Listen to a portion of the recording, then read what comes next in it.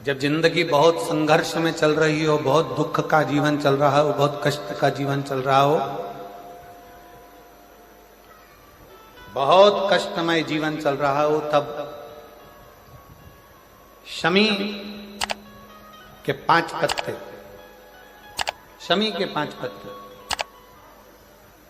एक दुर्वा के साथ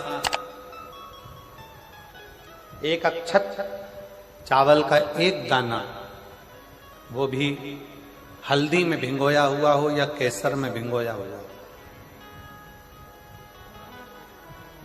शमी पत्र 5, एक दुर्वा, एक चावल का दाना, जो दिल से हृदय से बेलपत्री के वृक्ष के नीचे पार्थिव लिंग का निर्माण कर कर मट्टी का शिवलिंग बनाकर प्रदोष काल में, मतलब शाम के समय पर शिवलिंग बनाकर उस पे जल चढ़ाकर, जो ये 5 शमी का पत्र, एक दुर्वा और एक चावल का दाना, अपनी कामना कर कर जो दुख चल रहा है बाबा से विनय कर कर एक एक पत्ता जब समर्पित कर दे, फिर एक दुर्वा समर्पित कर दे, फिर एक चावल का दाना समर्पित कर दे और बाबा का वहीं पर पुनः विसर्जन कर दे, 3 महीना तो जाने दो, 15 दिन के अंदर वो दुख कटता जरूर है, चाहे कोई भी दुख,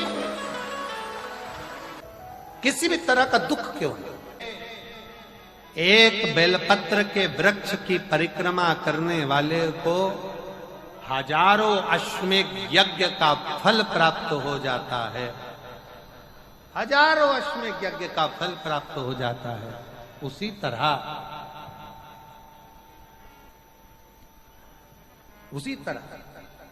एक पार्थिव लिंग का निर्माण करने वाले को, मिट्टी का शिवलिंग का निर्माण कर कर पूजन करने वालों को 12 ज्योतिर्लिंग के शिवलिंग के दर्शन का पुण्य फल प्राप्त। बहुत ध्यान लगाकर सुनिएगा। एक बेलपत्री और उस बेलपत्री में एक चंदन की बिंदी और एक अक्षत का दाना मात्र रखकर भी अगर शिवालय पर चढ़ा दी जाती है,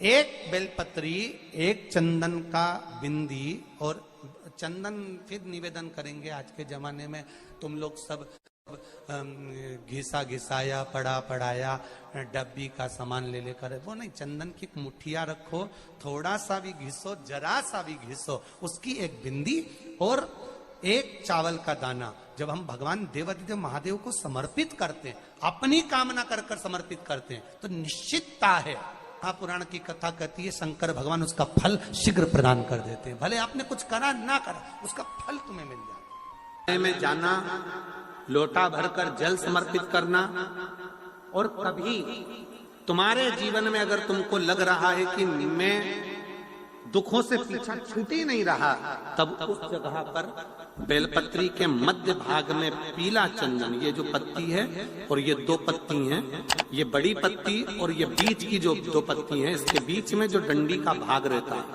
जो बीच में डंडी का जो भाग है, बड़ी पत्ती और ये 2 छोटी पत्ती के मध्य में जो डंडी का भाग है, उस डंडी के भाग में पीला चंदन और एक अक्षत पीला, शंकर भगवान को आप अगर प्रदोष काल में समर्पित कर रहे हैं, तो ये निश्चित है कि धीरे धीरे कर कर वो दुख समाप्त होगा, वो दुख कटेगा ही। प्रगट वर्णन किया गया शंकर भगवान की आराधना में, शिव की आराधना में, जब तुम्हें लगता है कि तुम्हारा व्यापार नहीं चल रहा, कोई तुम्हें धोखा दे रहा है, लक्ष्मी नहीं आ रही, बहुत चिंता में पड़े हुए हो, बहुत टेंशन में जिंदगी चल रही है, बहुत बीमारियां तुमको घेर ली है और चारों तरफ अंधेरा ही अंधेरा नजर आ रहा है, तुमने विचार करा अब मैं तो मर जाऊं तो अच्छा, मैं सुसाइड कर लूं तो अच्छा, मैं मर जाऊं तो अच्छा, तो मरने से पहले एक काम कर कर देखना, शंकर भगवान की आराधना कर कर देखना, शिव पर एक लोटा जल चढ़ा कर देखना, और ज्यादा चिंता, ज्यादा टेंशन हो तो बेलपत्री के जड़ को घिसकर उसका चंदन बनाकर शंकर को लेपन कर कर उसकी भी आराधना कर कर देखना कि बेल चंदन का फल क्या। बेलपत्र, एक बेल, ये कोई साधारण नहीं, एक बेलपत्र एक बेल, ये कोई साधारण नहीं, एक बेल। इसकी नीचे की डंडी से लेकर ये दो पत्तियां जहां लगी हैं और दो पत्ती से लेकर ये बीच की जो पत्ती है उसमें जो गैप है, उसमें जो जगह है, दिख रही है आपको? ये दो पत्ती से लेकर बीच की पत्ती के बीच में जो जगह खाली रहती है, 33 कोटि देवी देवताओं विराजमान रहते हैं इस बीच की जगह में। जब शिव जी को चढ़ाया जाता है तब इस पत्ती के बीच की जगह शंकर के शिवलिंग पर रखा जाता है। तो शिव जी इतने प्रसन्न होते हैं कि मेरी स्तुति करने के लिए ये भक्त 33 कोटि देवताओं को लेकर आया है, मेरी स्तुति करने के लिए। लोग चावल लाए, लोग अंबारियां लाए, धन लाए, दौलत लाए, संपदा लाए, पर एक शंकर का भक्त ऐसा होता है जो एक बेलपत्री के रूप में 33 कोटि देवताओं को, 64 योगिनियों को, आदि शक्तियों को शंकर को समर्पित करता है। कितना सुंदर संवाद है, कितना सुंदर बात कही कि भूल से भी किसी तीर्थ में नहीं गए,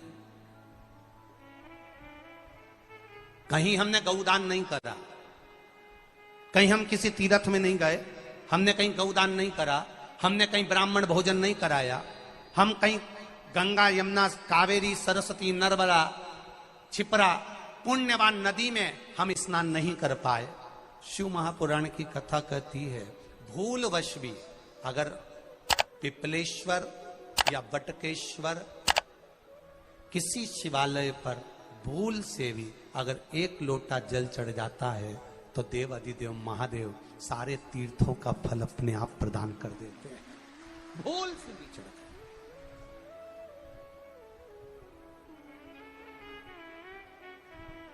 एकांतेश्वर महादेव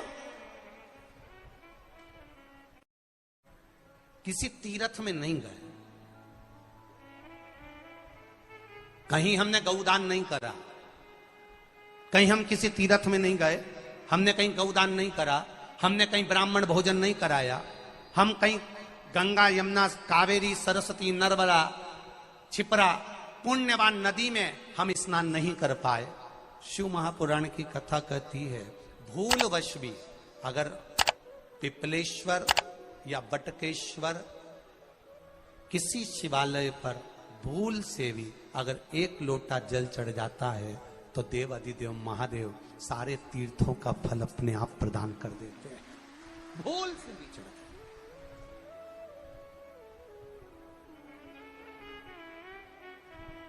एकांतेश्वर महादेव जो कि एकांत में बैठा हुआ है, एकांतेश्वर महादेव अकेला बैठा है अलमस्त होकर।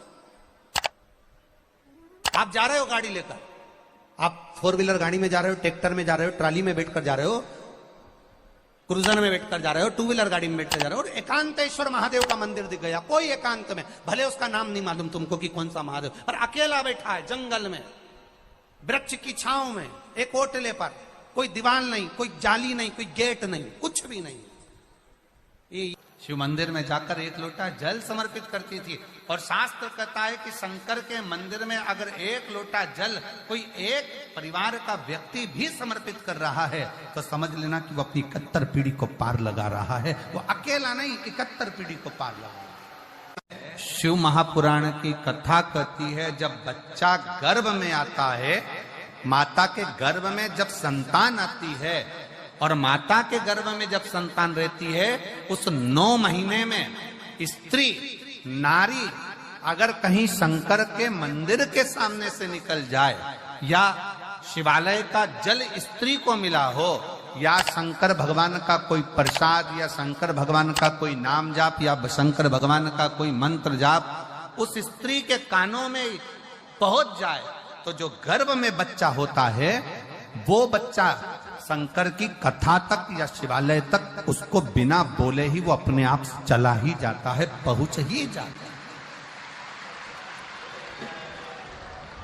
उस गर्भ में रहने वाले बच्चे को भगवान शंकर के मंदिर के सामने से भी कोई गर्भवती स्त्री निकल कर चली जाती है तो उसका भी फल उसको प्राप्त हो जाता है। उसका भी फल उसको प्राप्त हो जाता, और वो फल साधारण नहीं होता। क्यों? बेलपत्री को जब भी चढ़ाया जाता है तो पीछे की डंडी पकड़कर नहीं चढ़ाया जाता। बेलपत्री को चढ़ाने के लिए मध्य भाग को, जैसे यह बेलपत्र होता है तो इसका मध्य की जो डंडी होती है, मध्य भाग होता है बेलपत्री का, तब मध्य भाग को पकड़कर हम भगवान शंकर को बेलपत्र समर्पित करते हैं। कोई भी बेलपत्र ऐसे नहीं चढ़ाता कि डंडी पकड़ के चढ़ा दिया, फिर पीछे की डंडी पकड़ के चढ़ा दिया, फिर पीछे की डंडी पकड़ के चढ़ा दिया, फिर डंडी पकड़ा, फिर चढ़ा दिया ना। मेरे देवादिदेव महादेव को जब भी बेलपत्र चढ़ाया जाता है तो मध्य भाग, पीछे की डंडी पकड़कर नहीं, मध्य भाग से भगवान शंकर को बेलपत्र समर्पित किया जाता है। मध्य भाग से जब भी पकड़ेंगे तो मध्य भाग को पकड़कर बेलपत्र समर्पित करेंगे। क्यों?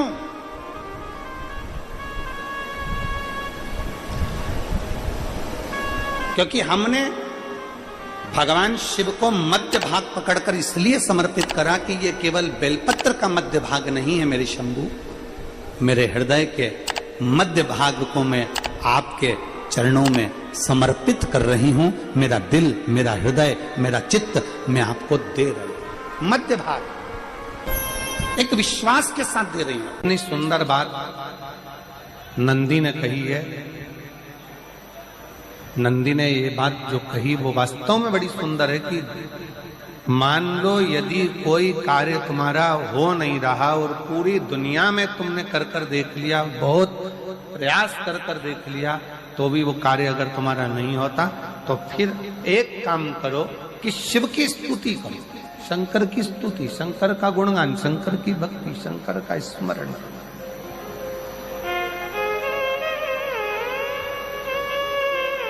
फिर शिव की स्तुति करिए, शंकर से विनय करिए, शंकर से निवेदन करिए, शंकर का गुणगान करिए।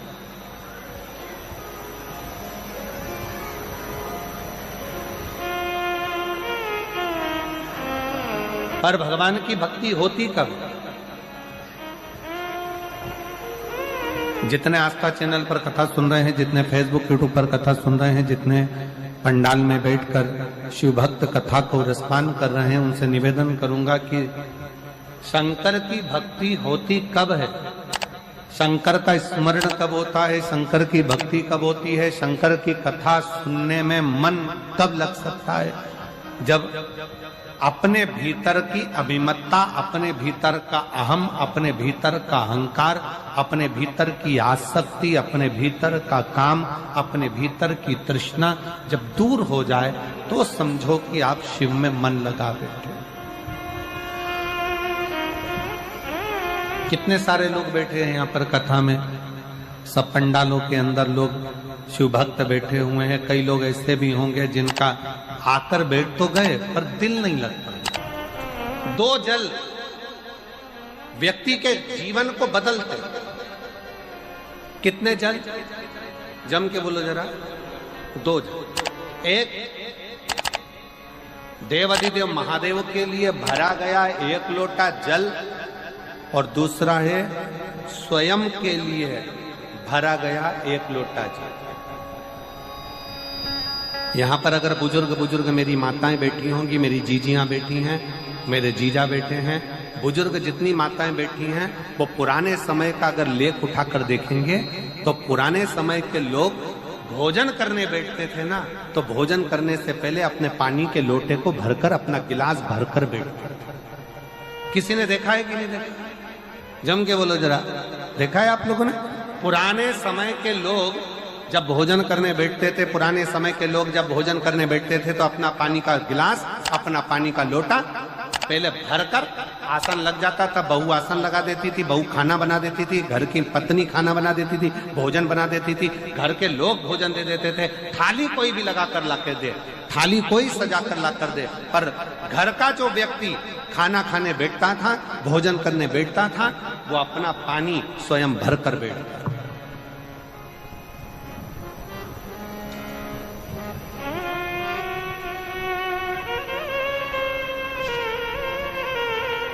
अब आज के जमाने में दुनिया के लोग कहते हैं मैं दुकान चला रहा हूं, दुनिया के लोग कहते हैं मैं घर चला रहा हूं, दुनिया के लोग कहते हैं मैं ये कर रहा हूं। तुम अपना खुद का पानी भरकर तो बैठ नहीं रहे और कह रहे हो कि घर चला रहा हूं। स्वयं का एक गिलास पानी व्यक्ति नहीं भर पा रहा। कितना सुंदर कहा है महाराज जी, बहुत सावधानी से सुनिएगा। 2 जगह का जल व्यक्ति के जीवन को बदल देता है। एक शिव के लिए भरा गया जल और दूसरा स्वयं के लिए भरा गया जल। स्वयं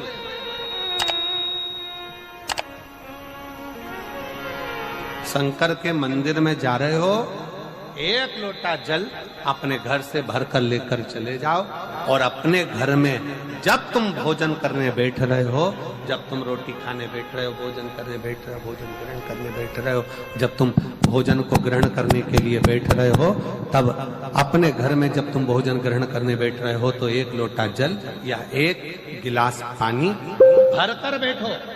बहू अच्छी है, पानी भरेगी, मना नहीं है। बेटा अच्छा है, पानी भरेगा, मना नहीं है। पोता अच्छा है, पोती अच्छी है, नाती अच्छा है, पंती अच्छा है, घर में सब अच्छे। तुम्हारी पत्नी भी अच्छी है, तुम खाना खाओगे तो वो पानी ला कर दे देगी। तुम्हारी बहू भी अच्छी है, तुम भोजन करोगे तो वो पानी ला कर दे देगी। तुम्हारा परिवार का हर व्यक्ति अच्छा है, तुम्हारा कहना मानता है। तुम जिमने बैठोगे, भोजन करने बैठोगे तो वो पानी ला कर देगा। पर शिव पुराण की कथा कहती है, जो व्यक्ति भोजन करते समय अपना जल स्वयं भरकर बैठता है, उसकी जिंदगी में से 3 रोग समाप्त हो जाते हैं। कितने रोग समाप्त हो जाते हैं? 3।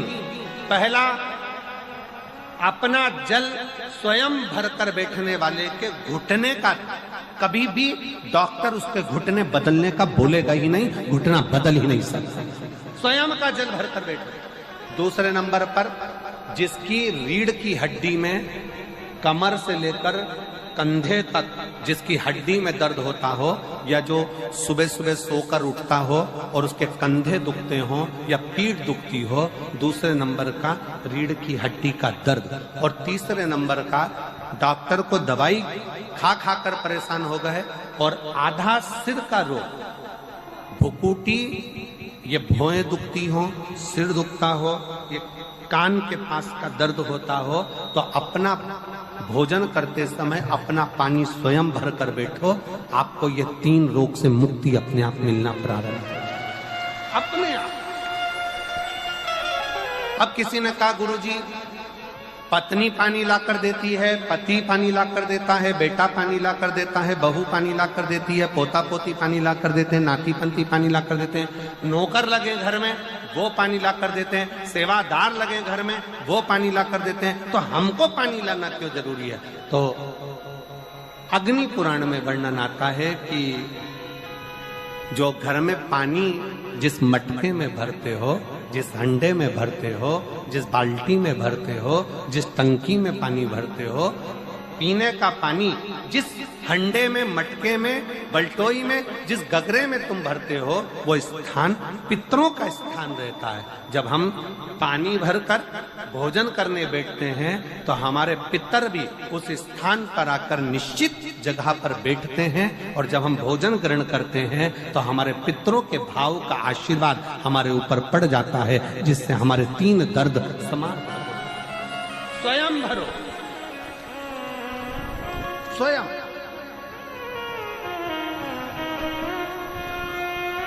अब आज का जमाना इतना विचित्र है कि नौकर चाकर, परिवार, घर इतना बड़ा हो गया। आज के जमाने में कोई सोफे पे से उठना पसंद नहीं करता, वहीं से आवाज लगा देते हैं, ला मेरा भोजन लगा दे, रोटी लाओ। रोटी आई तो मालूम पड़ा पानी ला कर रखा बहू ने। वो बहू ला देगी, बहुत अच्छी है, बहू बेकार नहीं है, बहुत अच्छी है, बेटी बहुत अच्छी है, ला देगी पानी, भोजन भी लाएगी, पानी भी लाएगी, सब कुछ लाएगी। पर पहला फर्ज अपना है, जब तक शरीर चले, पांव चले, हाथ पैर चले,